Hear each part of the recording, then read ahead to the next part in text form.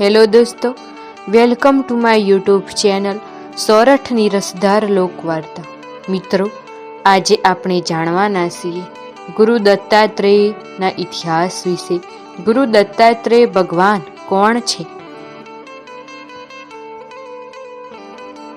ભારતીય સંસ્કૃતિમાં દરેક તહેવારો અને પ્રસંગનું આગવું મહત્વ છે. ભલે ને દત્તાત્રેય જયંતિ ખાસ કરીને દક્ષિણ ભારતમાં ભગવાન દત્તાત્રેયને સમર્પિત અનેક મંદિરો છે. તેઓ મહારાષ્ટ્ર રાજ્યના અગ્રણી દેવતા છે. છેવટે પ્રસિદ્ધ દત્ત સંપ્રદાય દત્તાત્રેયના અનુયાયીઓ સુધી પહોંચ્યો છે. ભગવાન દત્તાત્રેય 3 માથા અને 6 હાથ ધરાવે છે અને દરેક હાથમાં ઉપસાધનો ધરાવે છે. દત્તાત્રેય જયંતિના દિવસે તેમના અનુયાયીઓ તેમની સંપૂર્ણ પૂજા કરે છે અને આંધ્રપ્રદેશ, કર્ણાટક, ગુજરાત અને મહારાષ્ટ્રમાં ભગવાન દત્તાત્રેય મંદિરોમાં આ તહેવાર ખૂબ જ ખુશીથી ઉજવાય છે. ભગવાન દત્તાત્રેય દેવતા અને ગુરુનો દૈવી અવતાર માનવામાં આવે છે, કારણ કે તેમના અનુયાયીઓ પણ તેમને શ્રી ગુરુદેવ દૂત તરીકે ઓળખે છે. ગુરુ દત્તાત્રેય નાથ પંથ અને સુખી સંપ્રદાયો બંને માટે દૈવત્ય માનવામાં આવતા હતા અને તેઓ તેમને ખૂબ જ આદરપૂર્વક માન આપતા. વૈષ્ણવ શૈવ સંપ્રદાયમાં તેમને ગુરુસ્વામી, ગુરુરાજ અને ગુરુદેવજી પણ કહેવામાં આવતા હતા. તેમને ગુરુઓના ગુરુ તરીકે પણ ઉજવવામાં આવે છે, એટલે કે પૂજવામાં આવે છે. ગુરુ દત્તાત્રેય સામાજિક સમાનતા અને બંધુત્વના વિચારની શરૂઆત કરી હતી. શ્રીમદ ભગવદ્ ગીતા મુજબ દત્તાત્રેય 24 ગુરુઓ પાસેથી જ્ઞાન અને સૂઝ પ્રાપ્ત કરી અને દત્ત સંપ્રદાય ભગવાન દત્તના નામે ઉભર્યા.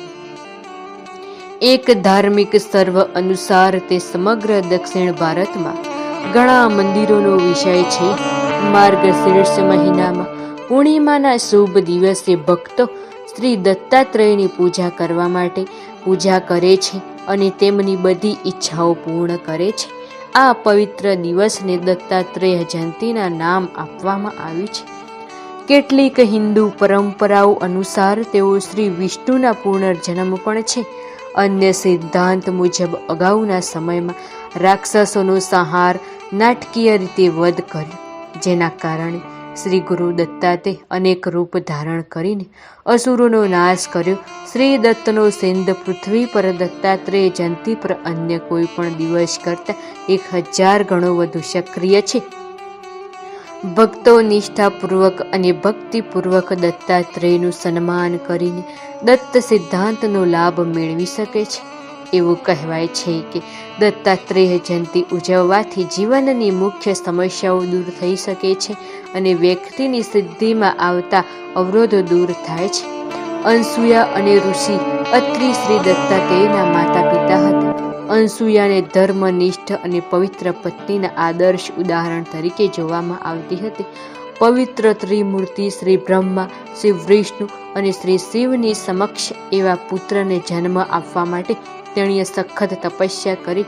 નારદ મુનિ એક વખત બ્રહ્મા, વિષ્ણુ અને શિવને જોવા માટે સ્વર્ગમાં ગયા હતા. જો કે પવિત્ર ત્રિનીઠ જઈ શક્યો ન હતો. તેના બદલે તેનો સામનો દેવીઓએ સરસ્વતી, લક્ષ્મી અને પાર્વતીની પત્નીઓ સાથે થયો. તેઓએ ઓછામાં અહંકારી અનુભવવા પ્રયાસ રૂપે નારદ મુનિએ 3 પત્નીઓને જાણ કરી કે તેઓ વિશ્વભરમાં ફર્યા હોવા છતાં અત્રિ ઋષિની પત્ની અનસૂયા જેટલી નમ્ર અને શુદ્ધગણી સ્ત્રી ક્યારેય નહીં તમને મળે. તેમણે કહ્યું કે ત્રિમૂર્તિની 3 પત્નીઓ જેઓ પવિત્ર આસ્થાન પ્રખર અનુયાયીઓ, તેઓએ તેમને ટેકો આપ્યો. આ સાંભળીને તેઓને ઈર્ષ્યા થઈ અને તેમના અહંકારને નુકસાન થયું. પાછળથી ઋષિ નારદ ચાલ્યા ગયા અને 3 દેવીઓએ તેમના વિશિષ્ટ પતિઓને અનસૂયા સાથે ધર્મનો નાશ કરવા વિનંતી કરી. તે જ સમયે ત્રિદેવ આરતી ઋષિના ધામમાં પધાર્યા. ત્રિદેવનો એક જ ઈરાદો હતો, અનસૂયાની સદાચારી તપાસ કરવી. તેથી તેઓએ સાથે મળીને એક યોજના બનાવી. તેમાં 3 દેવતાઓએ પોતાને ઋષિ તરીકે ઢાંકી દીધા અને અનસૂયા પાસેથી દાનની ભીખ માગી. તેઓએ ખાવાની ઈચ્છા વ્યક્ત કરી. અનસૂયા અતિથિને પોતાની શ્રદ્ધા માની તેથી તેણે તેમને સ્નાન કરવા અને પછી તેના માટે બનાવેલું ભોજન લેવા કહ્યું. ત્રણેય દેવતાઓ સ્નાન કરીને પાછા ફર્યા અને અનસૂયાએ તેમને બેસવાનું કહ્યું. ત્રણેય દેવતાઓએ તેણીને જાણ કરી હતી કે તેઓને માત્ર ત્યારે જ બેસવાની મંજૂરી આપવામાં આવશે જો તેણી નગ્ન હોય ત્યારે તેમની કુદરતી સ્થિતિમાં તેમને ખવડાવશે. ત્રિદેવ કેવી રીતે ભગવાન દત્તાત્રેય સાથે અંસુયાને આશીર્વાદ આપ્યા. અંસુયાએ ઋષિ અત્રિને વાર્તા કહી. ત્રણેય શિષ્યો 3 માથા અને 6 હાથ સાથે એક બની ગયા, કારણ કે તેણે તેમને આલિંગન આપ્યું. બ્રહ્મા, વિષ્ણુ અને શિવની પત્નીઓ બેચેન અને ચિંતિત બની જ્યારે તેઓ પાછા ફરવામાં નિષ્ફળ ગયા. દેવીઓએ અંસુયાને ક્ષમા અને તેમના જીવન સાથીના પાછા ફરવા વિનંતી કરી. ત્યારબાદ તેમનું વાસ્તવિક સ્વરૂપ ધારણ કર્યું અને અત્રિ અને અંસુયાને દત્તાત્રેય નામનો પુત્ર આપ્યો.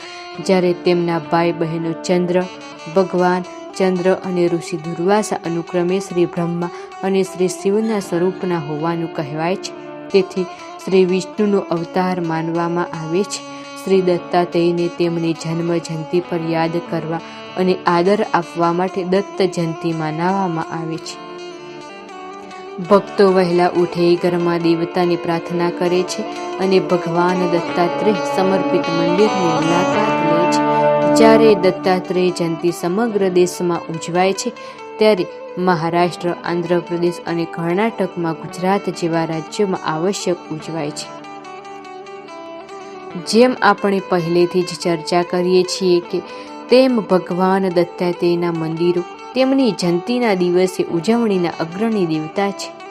ભક્તો પવિત્ર નદીઓમાં સ્નાન કરે છે અને ધૂપ, દીવા, કપૂર અને ફૂલો સાથે ભગવાનના માનમાં વિશેષ પૂજા કરે છે. ભગવાન દત્તાત્રેયની મૂર્તિઓનું ઘર અને મંદિરોના સન્માન કરવામાં આવે છે. સચ્ચાઈનો માર્ગ પ્રાપ્ત કરે છે અને મંદિરો પણ શણગારવામાં આવે છે.